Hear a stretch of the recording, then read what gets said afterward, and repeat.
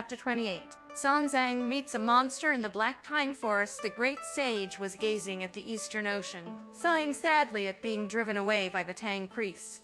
"I haven't been this way for 500 years, he said. As he looked at the sea, vast were the misty waters, boundless the mighty waves. The vast and misty waters stretched to the Milky Way. The boundless and mighty waves were linked to the earth's arteries. The tides came surging. The waters swirled around. The surging tides roared like the thunder in spring.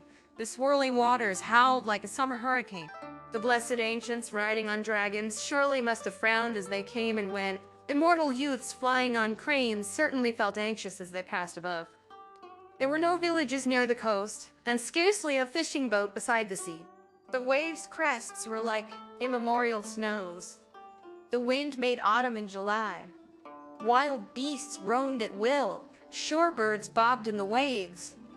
There was no fisherman in sight, and the only sound was the screaming of the gulls. Though the fish were happy at the bottom of the sea, anxiety gripped the wild geese overhead. With a spring monkey leapt over the Eastern Ocean and was soon back at the mountain of flowers and fruit.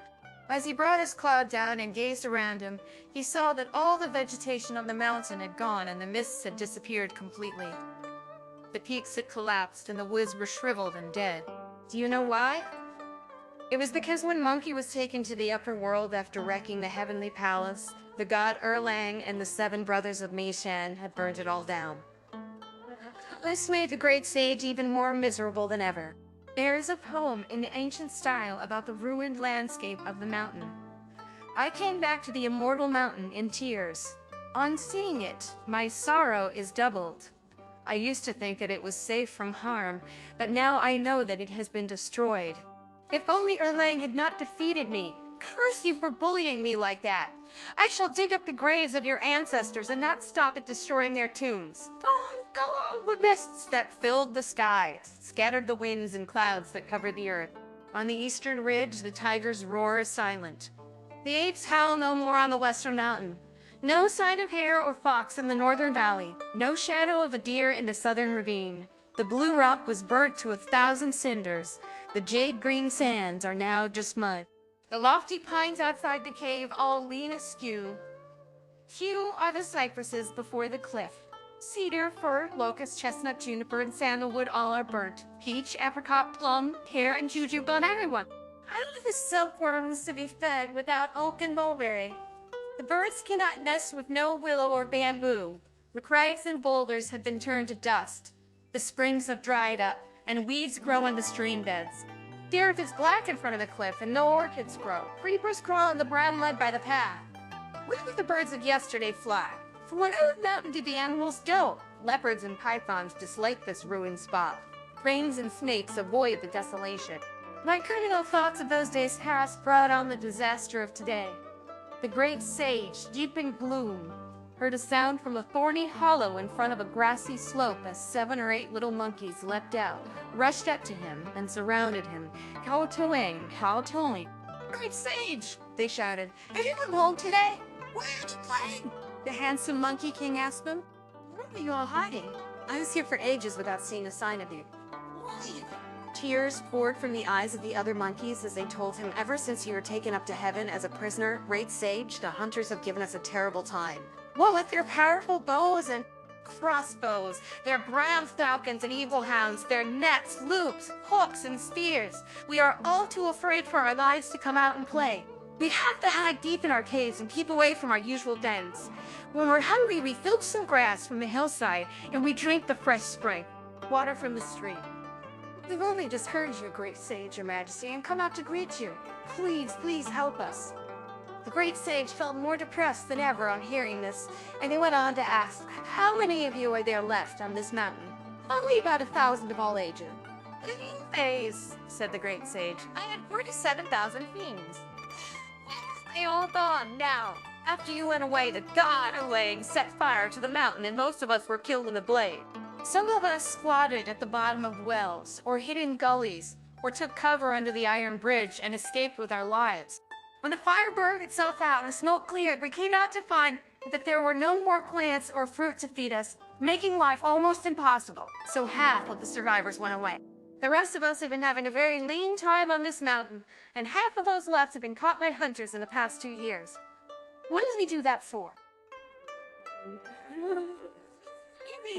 Yeah, we hate the very name hunters, the other monkeys replied. They shoot us with arrows, spears, and beat us.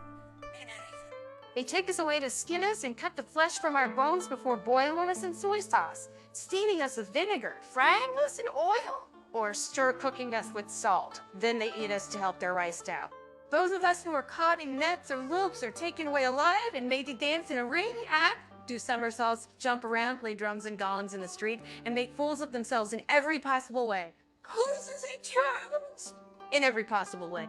Asked Loki, now thoroughly angry. Marshals Ma and Liu and Generals Ben and Valley replied, I'm still in command. Then tell them that I'm here, said Monkey. The junior fiends rushed in to report, His Majesty the Great Sage has come home. As soon as they heard this, Ma, Liu, Ben, and Vat rushed out to Notow and welcomed him into the cave. The Great Sage sat in the middle of it, with his fiendish hosts prostrating themselves before him and asking, why did we come back to your mountain instead of going to the west, your majesty? We heard recently that you had come back to life and were escorting the Tang priests to fetch scriptures from the western heaven. What you don't know, my little ones, said Monkey, is that Sanzang can't tell a good man when he sees one. I captured monsters and demons for him all along the way, and I used every one of my magical powers to kill evil spirits for him. But he called me a murderer and wouldn't have me as his disciple any longer. He sent me back here and gave me a letter of dismissal to certify that he'll never employ me again. All the monkeys clapped their hands for joy. What luck, they said, what luck. They said, what? Hey, you're home again after being some kind of monk or other. You can be our leader for the next few years. Let us come that Tiny at once to welcome His Majesty back, someone ordered. No, said the Great Sage, don't let's drink. How often do the hunters come to our mountain? Great Sage, replied Marshals May and Liu. They come here in all seasons and harass us for days on end. Then why haven't they come today? Replied the marshals. Once Monkey ordered, you are all to go out, gather those broken cinders that were burnt brittle in the fire and pile them up. I want 20 to 30 or 50 to 60 in a pile. I had use for them. Like a swarm of bees, the little monkeys rushed around making piles all over the place. When Monkey saw them, he said, go and hide in the cave. Little ones while I do some magic. Little ones while I do some magic. When the Great Sage went up to the mountain peak to look around, he saw over 1,000 men, with horses approaching from the south. They were beating drums and gongs, and they all had falcons, hounds, swords, or spears. Examining them closely, the Monkey King saw that they were most menacing fine lads and brave ones, with foxskins over their shoulders and brocade covering their chests. Their quivers were full of wolf-fanged arrows, and carved bows hung by their legs. The men were like tigers that combed the hills, the horses like ravine-leaping dragons. They came in hordes, leading their hounds, and their arms were packed with falcons and thornwood baskets. They carried muskets and thornwood baskets, and powerful eagles were fastened to their belts. They had sticky poles by the 100 and hair forks by the 1,000. Bull-headed fiends blocked the paths with nets. Demon kings were handling knotted ropes. As they all roared their ferocious cries, they swarmed over the hill like the stars in the sky. The Great Sage was furious at the sight of them spreading all over his mountain. He made a spell with his fist, muttered the words that went with it, breathed in a mouthful of air from the quarter that the winds came from, and puffed it out again. It was now a hurricane, a splendid hurricane, picking up the dust and earth, blowing down trees and whole forests. Waves reared up as high as mountains as they beat in thousands upon the shore. Heaven and the earth were thrown into gloom, sun and moon cast into darkness.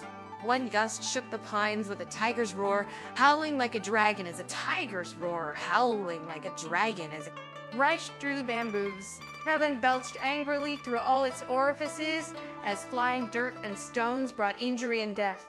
The hurricane that the Great Sage had called up made the piles of broken stone whirl wildly around, and the 1,000 men with their horses were reduced to a pathetic state. The aconite was smashed to pieces by the stones, while the flying dirt injured all the seahorses. Ginseng and Cassia were in panic by the ridge, and blood stained the cinnabar ground. The aconite was stranded away from home. The aconite was stranded away from home. The beetle nut could not return to its own town. Anyway, scattered like powder on the mountainside, leaving the red lady waiting anxiously at home. As another poem says, with men and horses all dead, they could not go back, ghosts and lonely spirits in terrible confusion. Alas, that the martial and heroic generals should bleed in the sand for trusting fools. Bringing his cloud down, the great sage clapped his hands and laughed aloud.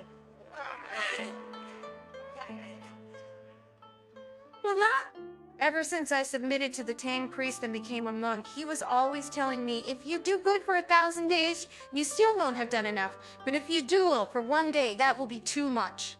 How true it was. I killed a few evil spirits when I was with him, and he regarded me as a murderer.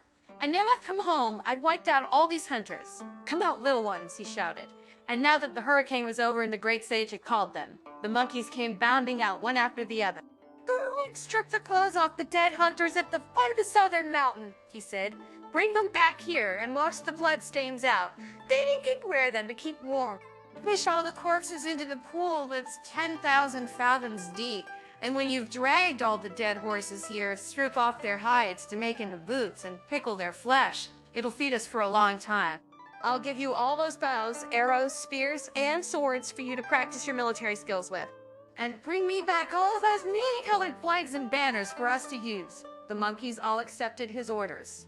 The great sage had the banners unstitched and washed, then put them all together as one multicolored banner which bore the legend, Great Sage Equaling Heaven, Restorer of the Mountain, of Flowers and Fruit, Recreator of the Water Curtain Cave. They hung the banner from a pole outside the cave, and for days on end he invited demons and held gatherings of the wild beasts. He accumulated provisions, and the word monk was never mentioned, as he was so generous and his powers so free. He was able to go and borrow some sweet magic waters from the dragon kings of the 4 seas with which to bathe the mountain and make it green again. In front of it, he planted elms and willows, and behind it, pines and cedars. He also put in peaches, green gages, jujubes, and plums. Thus he led a happy and carefree life. Let us return to the Tang priest, who had trusted the word of crafty nature and dismissed the mind ape. He climbed into his saddle, and with Pig leading the way and Friar Sand carrying the luggage, they carried on westwards. After crossing the White Tiger Ridge, they saw a range of forested hills, of which it could truthfully be said that creepers climbed and twisted among the bluish cypresses and green pines. Disciples, said Sanzang, this rough mountain path is very hard going, and we must be careful in the dense pine forests ahead, as I'm afraid there may be evil spirits and monsters. At this, the idiot Pig summoned up his spirits, and telling Friar Sand to guide the horse, cleared a path with his rake along which he led the Tang priest into the forest. As they were going along, the venerable Sanzang reined in his horse and said to Pig, I'm really starving today. Is there anywhere you could find some food for me? Please dismount, master, Pig replied, and wait here while I go and find some. Sanzang dismounted while Friar Sand put down his load, took out his begging bowl, and handed it to Pig. I'm off, said Pig, and when asked by Sanzang where he was going, he replied, don't let that bother you. I'll beg you some food, even if it's like cutting through ice to get fire, or even if it means squeezing oil out of snow. He traveled west about 4 miles from the pine forest, without meeting anybody. It was indeed a lonely place inhabited only by wolves and tigers. The idiot found the going heavy, and he muttered to himself, when Monkey was with us, the old priest could have anything he wanted, but now I have to do it all. How true it is that you have to keep house to realize how expensive rice and firewood are, and raise sons to understand parental love. There's nowhere at all to beg on this road. By now he felt sleepy after all this walking, and he thought, if I go back now and tell the old monk that there's nowhere I can beg food, he may not believe I've come this far. I've been here for another hour or 2 before reporting back. Oh wow, I may as well take a snooze in that grass. With that, the idiot pillowed his head in the grass and went to sleep. He had only meant to take 40 winks and then get up again, not realizing that he was so exhausted by the journey that he would be sound asleep as soon as his head was down. Pig asleep, there, returned to Sanzang in the forest. As he was feeling anxious and unsettled, he said to Friar Sand, it's late now. Please bring back for me. Master, said Friar Sand, you still don't understand him. He found out that many of these Westerners give food to monks, and with his big belly, he won't be bothering about you. He won't be back till he's eaten his fill. True, said Sanzang. If he's greedily stuffing himself somewhere far away, we needn't concern ourselves with him. It's getting late, and this is no place to spend the night. We must find somewhere to stay. There's no rush, master, said Friar Sam. You sleep waiting in while I go and find him. No, said Sanzang. Very well, said Sanzang. Very well. Never mind about the food. It's somewhere for the night that matters. Clasping his precious staff, Friar Sam went off through the pine forest in search of Pig. Sanzang felt thoroughly tired and miserable as he sat alone in the forest. So he summoned up his spirits, leapt to his feet, hid all the luggage in a cache, tethered the horse to a tree, took off his reed hat, and drove his staff into the ground. Then he straightened out his black robes and took a leisurely stroll among the trees to cheer himself up. As he looked at all the wild flowers, he did not hear the calls of the birds returning to their nests. The grass was deep, and the forest paths were narrow, and in his distraction he lost his way. He had started out to cheer himself up, and also to find Pig and Friar Sam. What he did not realize was that they had headed due west, while he, after wandering in all directions, was going south. He came out of the forest and looked up to see a dazzling golden light. On closer examination, he saw that it was the golden roof of a pagoda was gleaming in the setting sun. What a sad destiny, my disciples, have, he thought.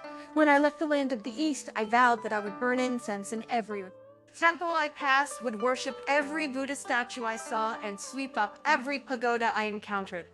Isn't that a golden pagoda gleaming over there? Why didn't we go that way? There's bound to be a monastery at the foot of the pagoda, and the monastery must surely contain monks. Let me have a look. The luggage and the white horse can come to no harm in that uninhabited spot. If there is some suitable place, we can all spend the night here when my disciples come back. Alas, the venerable Sanzang was once more the victim of delusion. He strode over to the pagoda, and what he saw was a cliff 10,000 fathoms high, a lofty mountain reaching to the firmament. Its roots sunk deep into the earth, its peak thrust up into the sky. On either side were trees by the thousand, while creepers stretched many miles around. The wind made shadows as it bent the tips of the flowers. The moon had no root where the waters flowed under the clouds. A fallen tree spanned a deep ravine. Withered creepers were knotted round the gleaming peak. Under the stone bridge ran the water from a spring. On the sacred altar, the ever-burning lamp was as bright as chalk. From a distance, it looked like the 3 islands of paradise. Close to, it resembled the blessed land of Penglai. Fragrant pine and purple bamboo grew round the mountain brooks. Magpies, monkeys, crows, and apes roamed the lofty ridge. Outside the door of a cave, animals came and went in orderly groups. Among the trees, flocks of birds were briefly seen. Luxuriant grew the green and scented herbs as the wild flowers bloomed in all their glory. This was clearly an evil place that the deluded priest approached. Sanzang stepped out and was soon at the gate of the pagoda. Seeing a curtain of speckled bamboo hanging inside, he lifted it up and went in. He raised his head and saw an evil monster sleeping on a stone bed. Do you know what he looked like? A dark blue face, white fangs, a huge gaping mouth. On either side of it were matted hairs all stained with fat and grease. The purple tufts of his beard and mustache made one think of splayed-out lychee shoots. His nose was as hooked as a parrot's. His eyes as dim as stars in the dawn. His 2 fists were the size of a monk's begging bowl. His indigo blue feet were like a pair of logs. A pale yellow robe that was flung across him was grander than a brocade cassock. Its layers gleamed and flashed. The rock on which he slept Was exquisite, smooth, and flawless. As a little fiend, he had marshaled that formations. When a seated demon, he had sat in the wasp's headquarters. At the sight of his awe-inspiring might, all would shout out, calling him master. He had created 3 men drinking in the moonlight and had magicked out of the wind cups of refreshing tea. Consider his tremendous supernatural powers. In the wink of an eyelid, he could be at the ends of the earth. In wild forests, he could sing like a bird.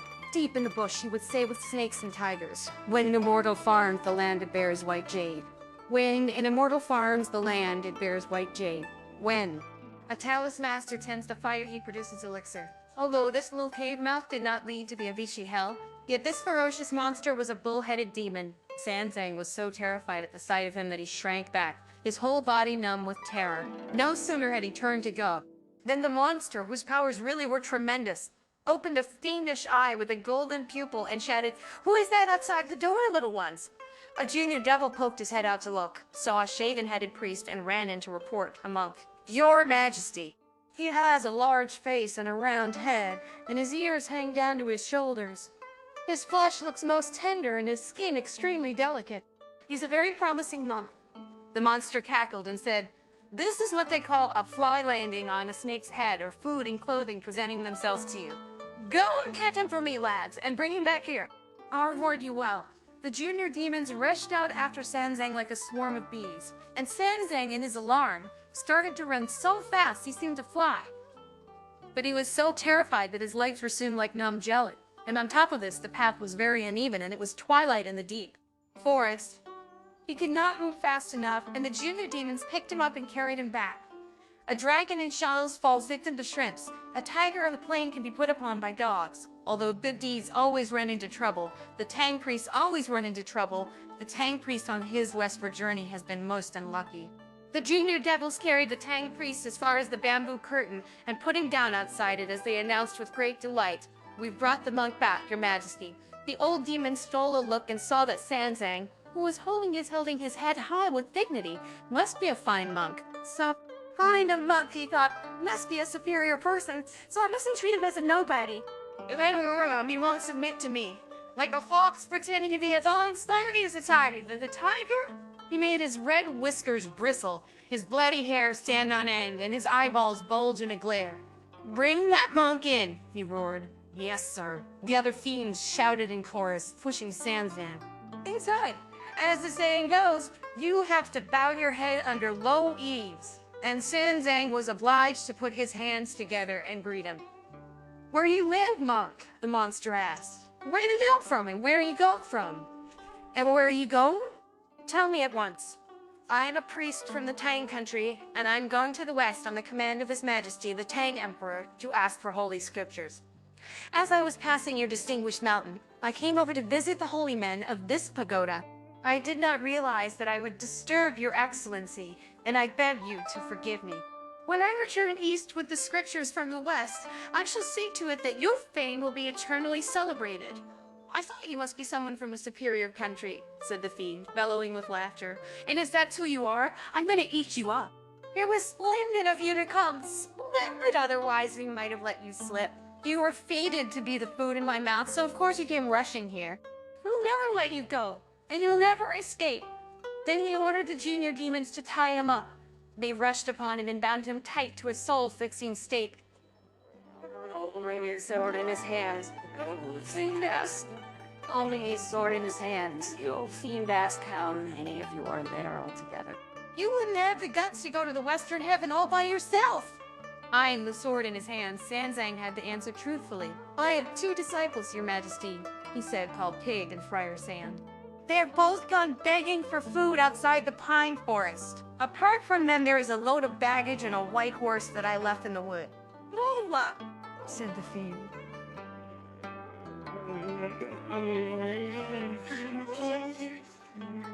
"2 disciples as well makes 3 of you, 4 counting the horse, which is enough for a meal.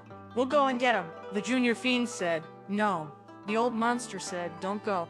Lock the front gate. As they've gone begging for food, they'll have to find their master for him to eat it. And when they can't find him, they're bound to come searching for him here. As the saying goes, it's easiest to do business at home. Just wait, and we'll catch them all in good time." The junior demons shut the front gate. We will leave the unlucky Sanzang and return to Friar Sand, who is now 3 or 4 miles outside the forest in his search for Pig, but had not yet seen any village. As he stood on a hillock, looking around him, he heard a voice in the undergrowth, and sweeping the tall grass aside with his staff, he discovered the idiot talking in his sleep. He woke up when Friar Sand twisted his ear. "You idiot," said Friar Sand, who said you could sleep. "Here instead of begging for food as our master told you?" Pig, waking up with a start, asked, "What's the time, brother?" Get up at once, replied Friar Sand. The master told us to find somewhere to stay, whether we can beg any food or not. Holding his begging bowl in his rake, the drowsy pig headed straight back with Friar Sand, and when they looked for their master in the wood, they could not see him. Master, all because you didn't come back from begging for food, you idiot, said Friar Sand indignantly. Master must have been carried off by an evil spirit. Don't talk nonsense, brother, replied a grinning pig. This forest is a very proper sort of place and couldn't possibly have any evil spirits and... I expect the old monk got bored sitting here and went off somewhere to look around. Let's go and find him. They took the horse's bridle, picked up the shoulder pole with the luggage, collected Sanzang's hat and staff, and left the pine wood in search of their master. But Sanzang was not fated to die this time. When the two had been looking for him without success for a while, they saw a shimmering golden light due south of them. Blessed indeed are the blessed, brother, said Pig. Look where the master must be staying. That light is coming from a pagoda, and they would be bound to look after him well. I expect they've laid on a meal and are making him stay to eat it. Let's get a move on and have some of it ourselves. It certainly can't be anything sinister, replied Friar Sam. We must go and have a look. As the pair of them arrived at the gates, they found them closed. Above the gates, they saw a horizontal tablet of white jade on which were carved the words Moonwater's Cave, Bull Mountain. Brother, said Friar Sam, this is no temple. It's an evil spirit's cave. If our master is in there, we'll never see him. Never fear, replied Pig. Tether the horse and mind the luggage while I ask for news of him. With that, the idiot raised his rake and shouted at the top of his voice. Open up, open up, open up. The junior devil who was on gate duty opened the gates and at the sight of the pair of them, he rushed inside to report, Your Majesty. Weird business. What sort of business? The old monster asked. There are two monks outside the gates, the junior demon replied. One has a long snout and big ears, and the other looks down on his luck. And they are shouting at us to open up. That means Pig and Friar Sand have come looking for him, said the old monster. Ha. They were bound to. What brought them here? They look stupid, but I better treat them with respect. He called for his armor to be put on him, and when the junior demons had brought it and fastened it on, he took his sword in his hand and marched straight out of the cave. When Pig and Friar Sand, who were waiting outside, saw ferocious demon come out, this is what he looked like. A blue face, a red beard, and scarlet hair blowing free. Golden armor dazzling bright.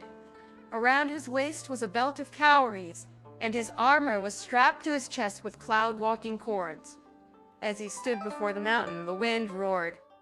Mighty were the waves when he roamed across the seas. The pair of indigo-muscled hands held a soul-chasing, life-snatching sword. If you want to know this creature's name, address him as Yellow Robe. As the old monster Yellow Robe came out through the gates, he asked, Where are you monks from, and why are you yelling at my gates? Don't you recognize me, son? Said Pig. I'm your father. I've been sent by the great Tang on a mission to the western heaven.